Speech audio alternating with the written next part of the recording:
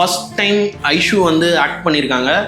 உங்களுக்கு கண்டிப்பாக அப்படி தெரியாது. ஒரு ஃபர்ஸ்ட் டைம் நடிக்கிற ஒரு ஆர்டிஸ்ட் மாதிரியே அவங்க எந்த இடத்துலையுமே அதை உங்களுக்கு தோணாத அளவுக்கு அவங்க அந்த பெர்ஃபார்மன்ஸ் கொடுத்துருப்பாங்க. அடுத்தது ஐஸ்வர்யா நடராஜன். அவங்களுக்கு வந்து ஒவ்வொரு சீன்ஸ் வந்துட்டு நாங்கள் எழுதியிருந்தது எல்லாமே ரொம்பவே அவங்களுக்கு கம்ஃபர்டபுளாக இல்லைன்றது எங்களுக்கு தெரிஞ்சுது. அப்பயுமே வந்துட்டு நீங்கள் எனக்கோசரம் எதையும் காம்ப்ரமைஸ் பண்ண வேணான்னு சொல்லி பெஸ்ட்டாக அவங்களும் பண்ணி கொடுத்தாங்க. ஐஸ்வர்யா அவங்க வந்து திடீர்னு கூப்பிட்டு வந்து இவங்க தான் ஹீரோயின்னு சொல்லிட்டு காலையில் பூஜை அன்றைக்கி தான் காட்டினாங்க. திடீர்னு இவங்க கூட எப்படா நம்ம நடிக்க போகிறோம் அப்படின்னு சொல்லிட்டு எனக்கு ஒரு பதட்டமாக தான் இருந்தது. அப்புறம் ஒரு ஃபீமேல் ஆர்டிஸ்ட் கொடுக்குற கம்ஃபர்ட் ஜோன் தான் அந்த சீனை வந்து அடுத்த லெவலுக்கு எடுத்துகிட்டு போகும். அந்த வகையில் அவங்க ரொம்பவே எனக்கு வந்து கம்ஃபர்ட் ஜோன் கொடுத்தாங்க. நல்லா ஜாலியாக பேசினாங்க. ஆனால் ரொம்ப ஈஸியாக மிங்கிள் ஆகிட்டாங்க டீமோட. அவங்க ஒரு 2-3 மாதம் ஒரு டீமாக இருக்கப்போ புதுசாக வந்த ஒருத்தர் வந்து அந்த டீமோட மிங்கிள் ஆகுறது ரொம்ப கஷ்டம்தான். அதுவும் எங்களை நம்பி அவ்வளோ தூரத்துலேருந்து வந்து அதை நல்லா பண்ணி கொடுத்து மறுபடியும் அவங்க போன வரைக்குமே வந்து சூப்பராக பண்ணியிருக்காங்க. அவங்க குணா அண்ணாக்காகவும் அப்புறமேட்டு ஹீரோயின் மேடம் ஐஸ்வர்யா அக்காக்காகவும் நான் தேங்க் பண்ணிக்கிறேன். ஏன்னா அவங்க ரொம்ப வந்து ஆர்டிஃபிஷியலாக நடிக்காமல் ரொம்ப நேச்சுரலாக அழகாக நடித்து அந்த சீனை வந்து கன்வே பண்ணது எனக்கு ரொம்ப பிடிச்சிருந்துச்சு.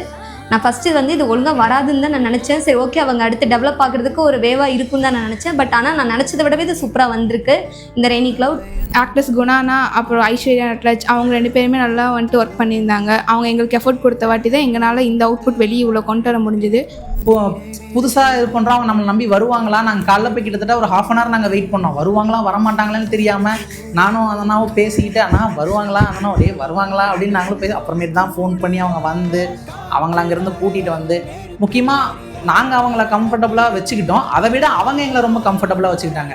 டெபியூ ஆக்ட்ரஸ்ன்னு நீங்கள் படத்தில் போடுவோம் இன்ட்ரடியூசிங்னு. பட் அவங்க டெபியூ ஆக்ட்ரஸ் மாதிரிலாம் நடிச்சிருக்க மாட்டாங்க. ரொம்ப நல்லாவே நடிச்சிருப்பாங்க. நீங்கள் படம் பார்த்துருந்தீங்கன்னா உங்களுக்கு கண்டிப்பாக தெரியும்.